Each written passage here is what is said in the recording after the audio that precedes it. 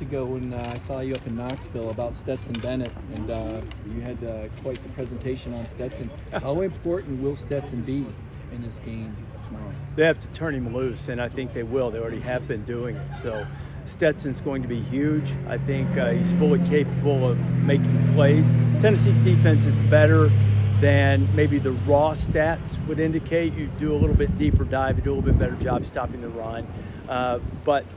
But they are a little boomer bust, and that can play into the very best of Stetson and also to the occasional mistake that he's been prone to from time to time. So I think he plays a huge role in the game, and he needs to be turned loose to make plays. I don't think you're going to see Georgia say, hey, let's just run the ball and keep it away because we're so afraid of Tennessee. I don't believe that's how it'll play out. This is now your third time at a UT football game this season. Have you seen anything like that happen here before? In terms of us seeing, we've seen a lot of Alabama in years past. We were here at Georgia 2 times in 3 weeks, and then ended up seeing him in the championship game last year. So when a team gets going and really becomes a story the way Tennessee has, I don't think it's really unusual because we always say that we try to follow the best story every week, and Tennessee's been the best story of the year up to this point. And what is that story? A resurgent program that's exciting to watch, that has a chance to virtually win their division, and if not, they can't officially obviously lock up anything, but you're hard-pressed to find a scenario if Tennessee wins tomorrow for them not making the college football playoff.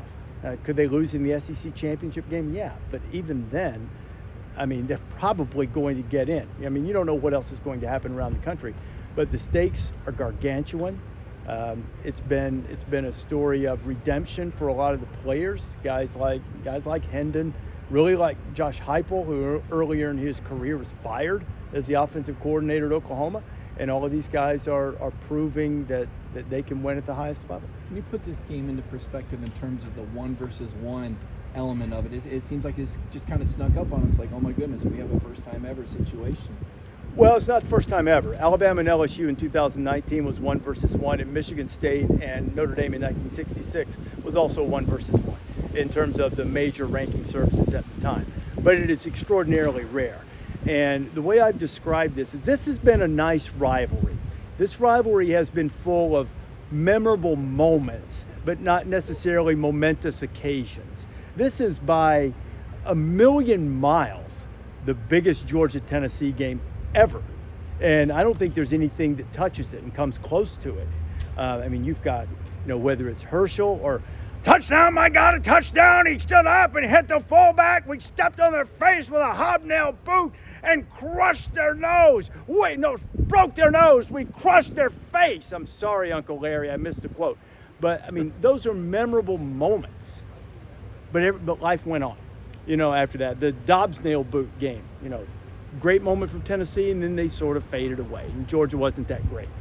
It's been an odd series in that when Georgia's been elite, Tennessee hasn't. When Tennessee's been elite, Georgia hasn't. Obviously, somebody listening will pick out 2 years here and there where they were both really good.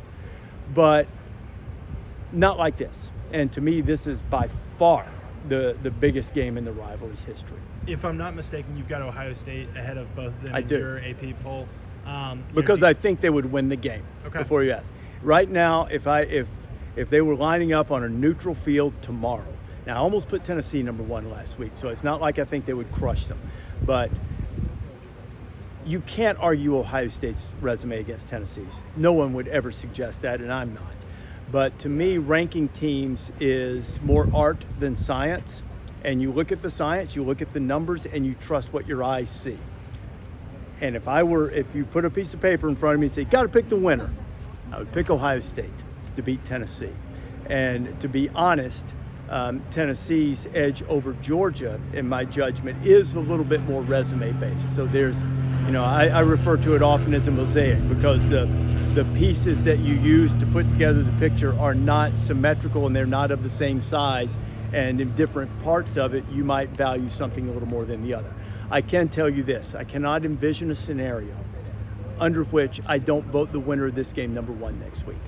I might still lean Ohio State, but There comes a point when one piece of the mosaic overwhelms everything else. So whoever wins this game, I'll vote number 1 next week. Not that that matters now that the committee's out, but since you asked the question, I anticipated where you were going. And that was going to be my question, is you look at the pieces judging Georgia, you know, the pieces of the Oregon game and the South Carolina game that were pretty great for Georgia, but the Kent State and the Missouri games that were not so great. You know, how do you balance those two pieces, and where do you put a little bit more value? I probably would put a little more value in the way they played against Oregon because they were interested. I'm a big believer in psychology and human nature, and there's not one thing, as great a motivator and as great a coach as Kirby Smart is, there's not one thing on earth he could have done to convince them that they were at risk against Kent State. And even though they turned out to actually be somewhat at risk for a little while, even into the fourth quarter, I guess, against Missouri, they weren't really. I watched that game, and there was never one moment that I thought they were going to lose until Mevis hit that one field goal, and I'm like, holy cow, they might have screwed. If they don't do something right now, they've screwed this up. And what did they do? They did something right then.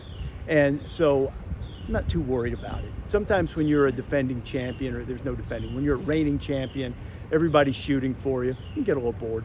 And I think that's all it is with Georgia, to me. What do you need to see from Georgia to see more of a complete puzzle? As you said, this team's building and you're seeing different pieces, different places. What haven't we seen from Georgia that you think would make them more of a complete championship? Explosion on the outside, apart from Bowers. Certainly he's probably the best tight end running back.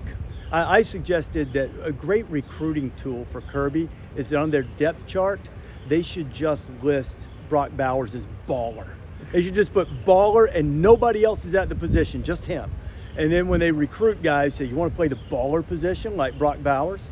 And so I think a little more explosion around him, and probably they're going to need to find somebody to replace Nolan and generate some pass rush. I think the good news is they have people capable of doing that. No, they haven't generated a ton of pass rush relative to maybe what the guys last year did, but I think they have guys capable of doing so. But you're looking for little tiny pimples on a supermodel here, right? I mean, this is an elite team, and Georgia's really good, capable of winning the game tomorrow. They're a big favorite, even though everybody seems to think Tennessee's going to win. It seems like, but Georgia's a touchdown favorite for a reason. They're good. If this game turns into a 4-quarter shootout, do you tip your hat to Tennessee, or do you think that Georgia's offense can keep up with them if neither defense is really making any stops? I mean, Georgia's 6th in the country in scoring. It's not like they're coming out here with, Andy Johnson running the option. I mean, they put points on the board. So Georgia can keep up with them and they can outscore them. And it will, I think, come down to which defense gets key stops and how well does Georgia react after explosive plays. Tennessee's getting some.